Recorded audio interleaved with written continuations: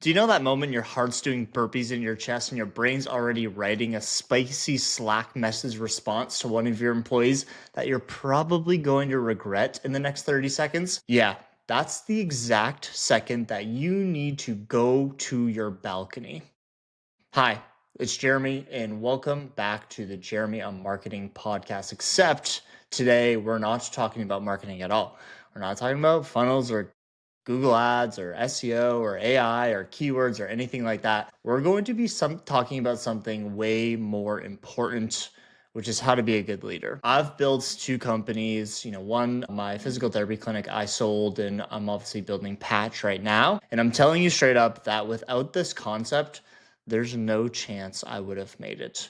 I would have been another founder with a short shelf life and a long list of apologies and probably just, still working for myself, still doing patient care. So today, what I'm going to do is I'm going to break down what go to your balcony means, where it came from, why it's a cheat code for business owners, and how I've used it to build both of my companies. This is like one of the most important things and most important concepts that I've learned as a leader to help me hire a bunch of employees. We had 7 PTs at Ripple at the time where I sold it.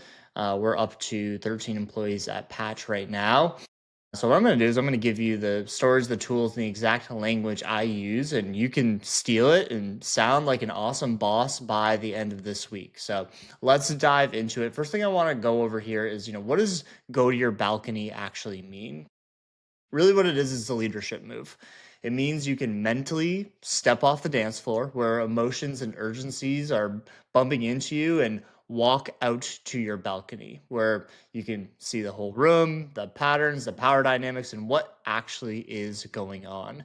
This is actually a metaphor from the negotiation and leadership book called Getting to Yes, something that I highly suggest you read. And on the surface, it kind of looks something like this. Your employee does something that pisses you off. Maybe they are giving you feedback, or they made a mistake, or they're asking for more money, just doing something that you don't approve of. And if you're a clinic owner, you probably felt this. Your body surges, your jaw tightens up, you want to react, and your mouth goes first when it probably shouldn't have. And instead, what you should have done is taken a step back and gone to your balcony. Maybe all you need in that situation is 10 seconds, maybe it's 30 seconds, maybe you need to think about it overnight. But the worst thing you can do is have a snap response in that moment. What you can do is you can go to your balcony and you can think like, what's really going on here? What outcome do I actually want? Why is this employee actually asking or doing this? What's the right next move for the company and not my ego? So that's it. It's a simple idea, but it's a hard habit to build because again, in those moments, you want to give that feedback right off the bat. But if you can master this, it's a total superpower. This is not something that I learned overnight, something that it took me years to build. But again, it's one of the most important things that I've learned. So let me take you back to when I was first started running Ripple. I was a brand new entrepreneur. I had zero management experience. This clinic that I was building, it was my baby. I was fucking slaving away. I was working 80-hour weeks. I put every single dollar that I had into those walls. So yeah, I was defensive. If something wasn't done, quote unquote, my way, I turned into, like a porcupine with some harsh feedback and snap reaction to whatever was going on in that situation. And if you're a clinic owner and you've built this thing from scratch and you have employees, I'm sure you can relate to this feeling. So, I had this like dumb little thing that happened to me when I was thinking about this podcast here. And it was all about dumbbells and kettlebells inside of the clinic. And again, I'm sure you guys can resonate with this story. All I wanted was the dumbbells to be racked with the numbers facing in the right direction. And the dumbbells were on a rack, and all the dumbbells were facing the same way. They were put away correctly. They were lined up. They were clean. They were tight, and it's satisfying to look at. It was over delivering on that patient experience. And, when the team didn't do it, I would fucking snap. My tone would be short. I would micromanage. I'd make a face. I'd fix it myself and I'd slam the dumbbells around to make sure that people could actually see me fixing those dumbbells. And, it sounds small, but it wasn't. And it was never about the dumbbells. It was about control and people treating something that I cared so much about with less care than I actually would. And, is fear, dressing up like standards is basically what it was. And, even in bigger moments, like, when employees would come to me with pay raise conversations, I was even worse in these situations. The first couple times my team brought up compensation, I would just totally shut that conversation down. I would get cold, defensive, and we weren't having a discussion at all. I was just building a wall. I would say things like, listen, not now, not the time. We'll revisit this later. And later never came. And honestly, it was just because I was scared in the moment to even have this conversation and, entertain this idea. If I said yes, could the business actually handle it right now? And if I said no, am I going to lose them? I didn't have a system. All I had was adrenaline at the moment. So when I read that book, I learned the concept of going to my balcony. And the problems don't change. You continue to have those problems, and if you're a clinic owner, as you grow, those problems only become bigger. But what changed was the pause and how I handled these things. So instead of reacting in the moment, I would go to my balcony when something bothered me and tried to figure out, like, why is this actually bothering me? Why do I really care if the dumbbells are turned correctly? Or, what was the employee doing, and why did this actually irritate me? And with conversations with staff, right, I would start saying something that would save me here. Thank you for bringing that up. Let me think about it. And just that subtle shift there of me going to my balcony and saying, hey, let me just think about this really quick, versus the snap defensive response that I was doing beforehand, allowed for me to sit with, whatever that thing was, and, come up for air and give a better response. And then I figured out, right, like the dumbbells weren't dumbbells. It wasn't about the numbers facing up. This was really just a proxy for clarity for me. We didn't have a closing checklist. So how would the employee know that I want the dumbbells in a certain way? We had like my preferences, and these preferences all lived in my head. I just expected people to know and care and treat this place as if I would treat it, and that's not fair to the employees. So I realized that we needed standards that lived on the wall in the break room, and not actually in my head. From there, pay raises, they weren't ambushes anymore. They were signals. People wanted to grow. They felt like they were contributing. This is just market realities of like people need to get paid a certain amount. I needed to come up with a comp framework and quarterly reviews and yearly reviews, and that would eliminate these surprise showdowns of people asking for money because there's just really no clarity there. So when I came back from my balcony, these conversations changed. Hey team, this is on me. We need a proper gym closing checklist, and I want you to help me write it. Here's what I want it to look like. What do you guys think need to actually go in this? Or, with the compensation conversation, listen, I appreciate you asking about compensation. Give me a week to look at your performance and metrics and our budget. Then let's talk through it with numbers and not actually feelings here. You know what happened? The team got happier. Everyone knew what to expect. They trusted me more. They brought me problems earlier because they weren't just handing me a grenade that I reacted poorly to.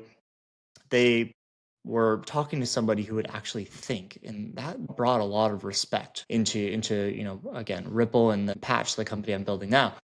So here's why this matters. And, it's beyond good vibes and leadership quotes, right? It's bad reactions are expensive. You can lose an A player in, one heated 5-minute meeting where you say something that you probably didn't mean, or when you take a step back and think about it, you probably don't actually feel that way where you responded, in the way that you did.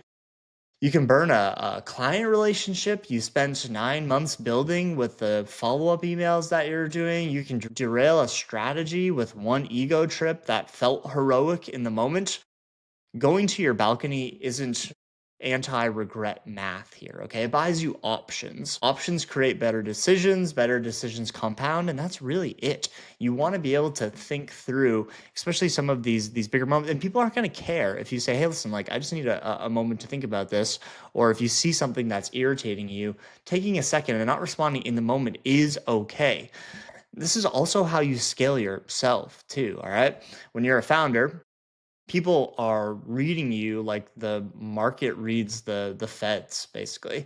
And if you spike, the whole system spikes. And if you steady, the system steadies. You don't have to be calm inside. You just have to climb long enough to respond like a leader here. Okay. And that's really, it's all in the response. So here's exactly how I look at this. I think it's, 5 simple steps here, and it's really simple. So when something irritates you, name it, say it out loud. I'm triggered.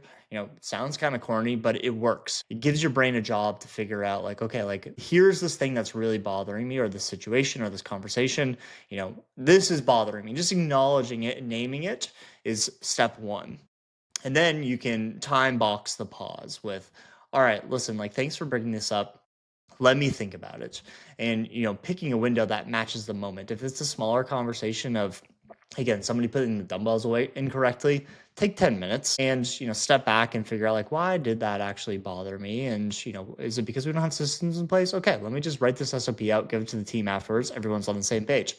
For some bigger things, maybe you need the rest of the day, the rest of the week, put it on the calendar and actually follow through with this as well. You need to have that that hard conversation still, but if you can give yourself the leeway to sit down and actually think about it, then that's where you can follow through.